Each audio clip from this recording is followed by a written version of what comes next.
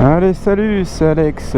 Petite vidéo comme promise, à savoir le test de la Peugeot PM01, la petite 125 de chez Peugeot. Je vous l'avais promis, on va essayer d'aller tester ça.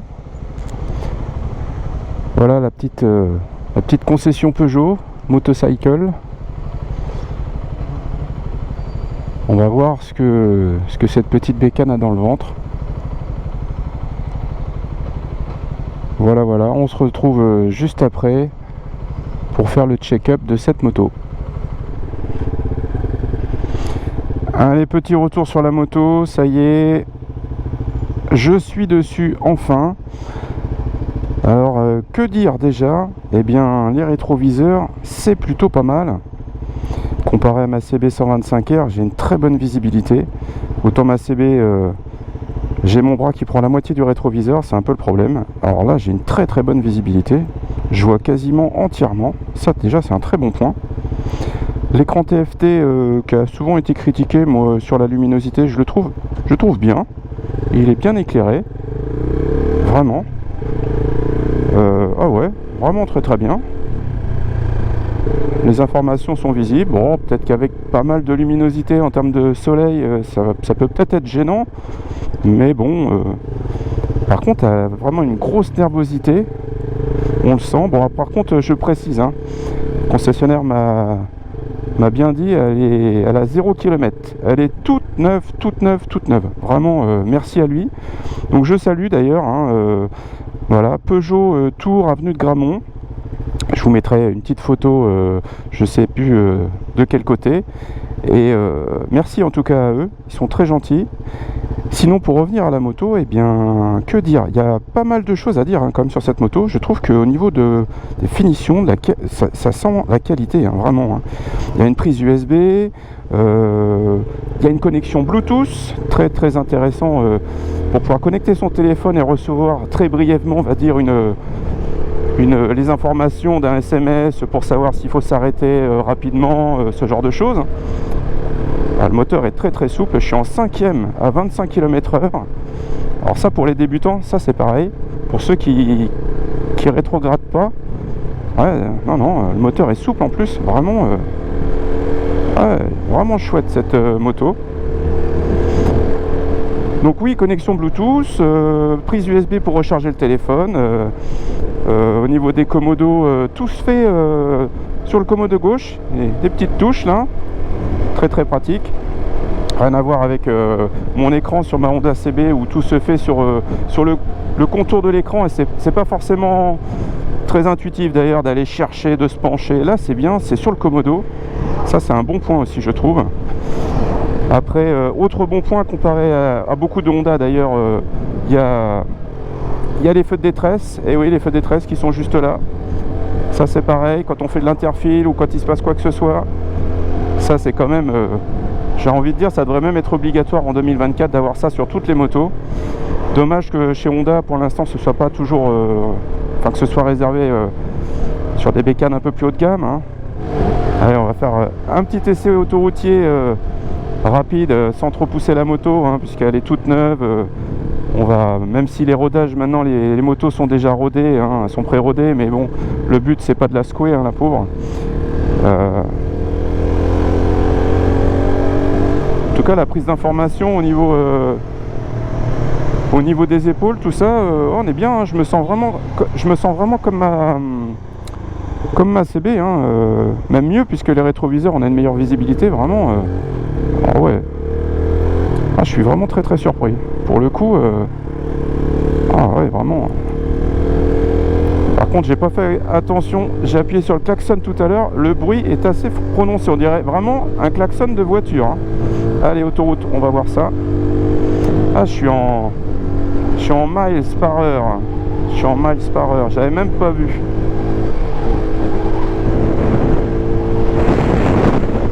Allez, on va voir ça sur autoroute, ce que ça donne. Alors là, par contre, pour le coup,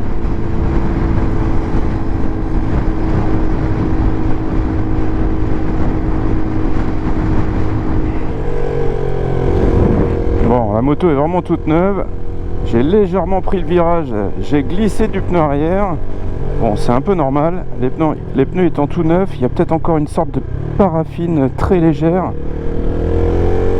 Donc à prendre avec précaution bien évidemment, et pas trop pencher. Alors de mémoire j'ai cru voir que c'était des pneus Metzeler, et ils ont très bonne réputation. Donc je pourrais pas les tester vraiment de manière optimale, hein, compte tenu que tout est neuf. Quand c'est neuf comme ça, on peut vraiment pas... je vais pas pouvoir jauger. Allez, on va vérifier la hauteur de selle, voir un petit peu les pieds au sol. Et ben, ouais, c'est bien. Ça correspond à ma CB 125. Ça correspond, hein. Ah voilà, en km/h, c'est beaucoup mieux. Et c'est assez poussif quand même, hein. Ouais. Elle fait un beau bruit, hein. Bon, alors, je vais aller vous montrer cette petite moto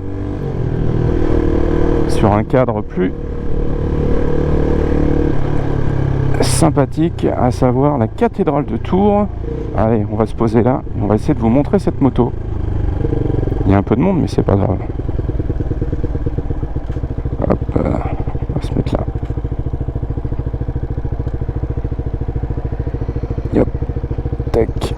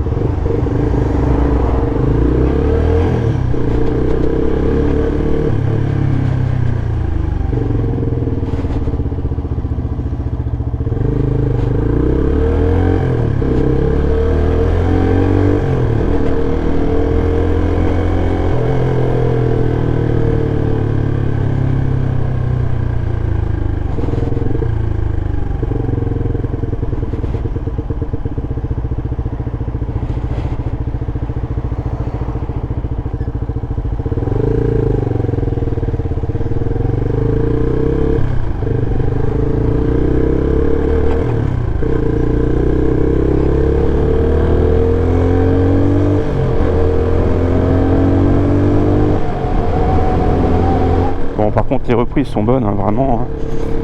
Quatrième, 30 km/h. Ah ouais. Le moteur est bon, hein, vraiment. Encore une fois, comparé à ma petite CB, il n'y a pas photo. Ça marche pareil, hein. J'ai presque envie de dire que je vois pas grande différence. Alors peut-être le levier, par contre le levier de frein avant, faut avoir des longs doigts, hein. Oh, je me suis trompé, c'est pas grave. Ah, ergonomiquement, c'est pas ça. Ouais, donc je disais, la poignée du frein avant est vachement loin quand même, hein. Alors après ça change, hein, mais c'est vrai que pour le coup je suis obligé de tendre les doigts très très loin pour aller chercher le levier de frein avant. Et j'ai pas ce problème là avec l'embrayage. L'embrayage il tombe sous la main, nickel. Ouais, il tombe nickel sous la main. Là où le frein, ah si, il est réglable. Le frein est réglable. D'accord, autant pour moi. Donc là, ça c'est pareil, très intéressant, parce que très peu de 125 ont d'origine en tout cas, les poignées comme ça qui sont ajustables. Vraiment, c'est assez incroyable, hein. J'avoue que... Ah ouais. Pas mal ça, pas mal. Ah ouais, voilà. On est mieux là. Ah oui, c'est tout de suite mieux. Ah voilà.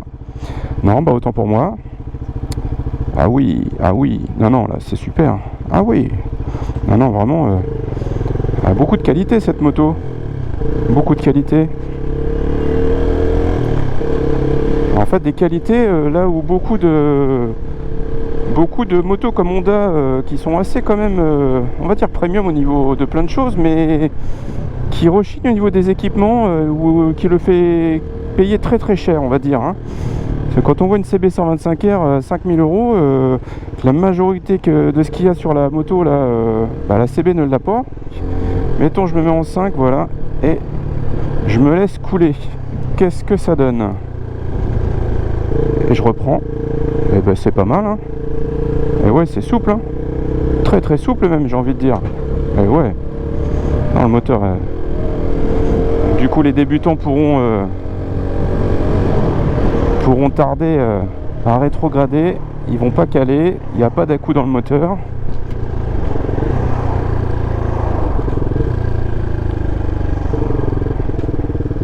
Donc là, on est sur le pont de Pierre, au-dessus de la Loire, à Tours.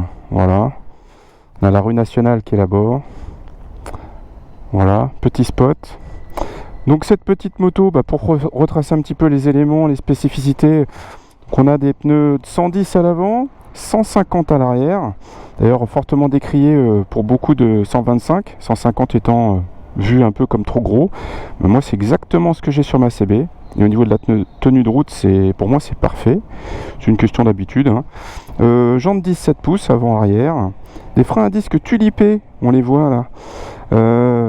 De 280 mm à l'avant et 240 à l'arrière. Et on a en étrier, on a 4 pistons à l'avant et 2 pistons à l'arrière. Donc le freinage, franchement, il n'y a rien à redire. Hein. Faudra voir après, bien sûr, avec l'usage. Hein, là, c'est tout neuf. Je peux pas vraiment vous dire. On voit pourquoi ça glisse un petit peu. Hein, c'est vraiment tout neuf. Hein, c'est tout neuf, tout neuf. Après suspension, on a un mono, enfin, voilà, à l'arrière, hein, comme ma CB. Hein, c'est vraiment identique. On a une fourche de 41 mm à l'avant, inversée, et qui est pas réglable, mais c'est similaire à ce que j'ai sur ma CB. Hein. Ma CB, c'était du Showa. Là, c'est voilà, c'est je sais pas ce que c'est exactement, mais ça correspond. Hein. Moi, je suis pas un professionnel, mais en tout cas, moi, j'ai pas de... Voilà, ça marche bien. Donc, cette petite bécane délivre 14 chevaux avec 11 Nm. Voilà. De ce que j'ai vu pour l'instant, c'est assez... au démarrage, je la trouve même plus péchue que ma CB. Alors, peut-être parce qu'elle est neuve. Hein, voilà. Les petites griffes spécifiques Peugeot. Très particulière, mais pour le coup j'aime bien. Et les clignotants qui sont intégrés dans le châssis, quoi. Vraiment super. Hein, c'est vraiment. Alors après, des griffes encore sur le phare. Hein, ça fait un peu robot. Pour ma part, le phare à l'avant me fait penser un peu, pour les plus vieux d'entre nous, un peu un style de vieille Peugeot 504. J'ai connu là des vieilles Peugeot 504 qui avaient les phares un peu carrés comme ça. C'est marrant parce qu'il y a un côté un petit peu rétro, mais avec cette touche néo. D'ailleurs du full LED, hein, tout est full LED. Vous avez les clignotants qui sont à défilement, des choses comme ça qu'on n'a pas d'ailleurs chez Honda. Non, vraiment, elle est très réussie cette moto, hein. Vraiment très très réussie. Hein. J'avoue que... Et alors, pour avoir discuté avec le concessionnaire, effectivement, donc elle est sortie en juin 2023 à 3 999 €. Et a priori, je sais pas, il y a eu un réajustement du prix. Ils ont dû se dire qu'elle n'était pas très bien positionnée sur la concurrence. Et donc, ils se sont ajustés à 3 499 €. Ah, pour le coup, c'est quand même compétitif, hein, vraiment. Hein. Et cette petite moto est fabriquée en Chine. Alors, j'entends peut-être certains dans les commentaires ou quoi que ce soit. Bon, effectivement, hein, maintenant beaucoup sont fabriqués en Asie. Hein. La CB 125R, elle est fabriquée en Thaïlande. Il y a beaucoup de bécanes Honda qui sont fabriquées en Thaïlande. Donc, il n'y a rien de très surprenant. Hein. De ce que j'ai cru lire, c'est fabriqué en Chine, mais par contre, la culasse et la boîte de vitesse sont toujours quand même... en tout cas, ont été conçus en France. Hein. Donc, il y a quand même toujours la partie mécanique qui est quand même au niveau de la conception française. Hein. Tout le reste, tout le reste est fabriqué en Chine. Après, pour tirer un prix comme ça, on va pas se mentir, hein, c'est normal que ce soit fabriqué en Chine. Le petit support de plaque qui est déporté, voilà, comme beaucoup de motos maintenant. À la limite, je préfère ça que d'avoir le sale support comme sur la CB qu'on a là, qui part vraiment et qui descend vachement loin, comme on a sur les MT aussi. Hein, la majorité des gens rajoutent des supports courts. Je préfère à la limite un support comme ça déporté. C'est quand même, on voit toujours la ligne du Roadster. Voilà, il y a un côté sport, je préfère. Bon, enfin voilà. Que dire? Qu'est-ce que j'avais à vous dire? Donc c'est une boîte 6. Et donc le réservoir il fait 12 litres 5. Donc 12 litres 5. Ça fait 2 litres 5 de plus que l'ACB. L'ACB fait 10 litres. Et elle est donnée pour 2 litres 4 à 2 litres 5 au 100 km. Ce qui ferait une approximation de 500 à 520 km d'autonomie. Bon, dans les faits, peut-être que ce ne sera pas tout à fait ça, mais en tout cas, je pense qu'on fait les 450, hein, je pense. Hein. 450 km au prix du carburant, c'est quand même bien avec 12 litres 5 d'essence. Hein. Vraiment. Donc ça, c'est pareil, très économique.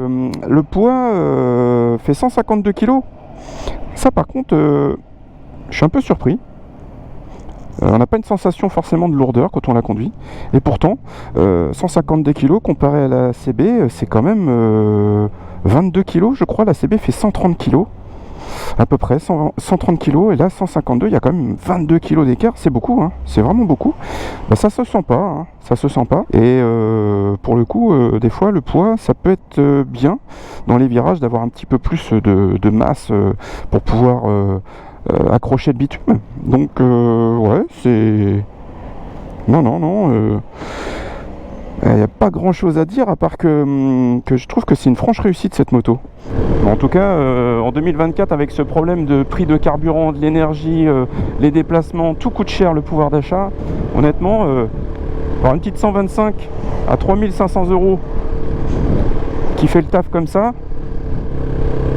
je pense que il y a matière à réfléchir sur se dire, est-ce que j'achète une japonaise un peu kilométrée ou est-ce que j'achète ça? On peut se poser cette question-là en tout cas. Allez, on va reprendre l'autoroute et on va voir un petit peu ce que ça donne, compte tenu qu'elle est bien chaude. Elle a 12 km cette moto. Je remercie encore le concessionnaire parce que une moto toute neuve, vraiment très gentil. Si vous êtes dans la région du côté de Tours, n'hésitez pas à aller les voir. Peugeot Tours avenue de Gramont. Ils sont vraiment très accueillants, il n'y a rien à dire. Et ils ne vendent pas que des Peugeot, ils vendent aussi d'autres motos, comme d'ailleurs une CB125R qui s'est vendue il n'y a pas longtemps. N'hésitez pas. Allez, on va pousser un petit peu.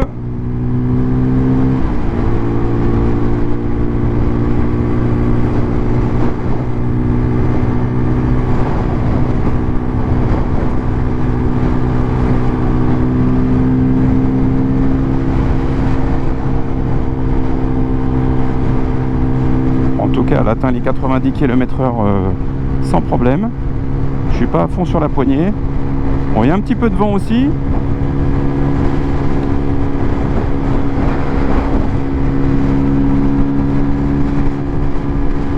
Je pense que ça a peut-être un petit peu moins la pêche que la CB. Sûrement à cause de l'étagement de la boîte de vitesse, parce que elle fait 14 chevaux, donc normalement elle est un tout petit poil plus puissante que la CB. La CB elle fait 13,6 puisque j'ai le premier moteur. Je pense que là, c'est vrai qu'en mettant fond de poignée, même si je suis en 6, je pense que la CB elle monte un peu plus fort. Je suis pas très lourd, je fais 65 kg. Avec 65 kg en général sur la CB, je repars bien. Alors elle est peut-être un petit peu moins péchue. Par contre à l'arrêt en centre-ville, elle a plus la gouache que la CB, bizarrement. La CB a un petit peu plus d'allonge, mais moins de gouache au démarrage. Avantage inconvénient.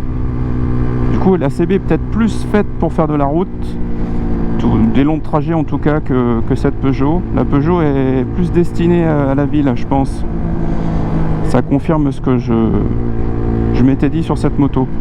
Ouais, du périurbain et de l'urbain en priorité. Alors j'ai oublié de vous dire, cette moto elle existe en blanche, donc la coloris que j'ai aujourd'hui, en noir avec des petites touches de rouge, et en bleu. Voilà, c'est les trois coloris pour le moment qui existent.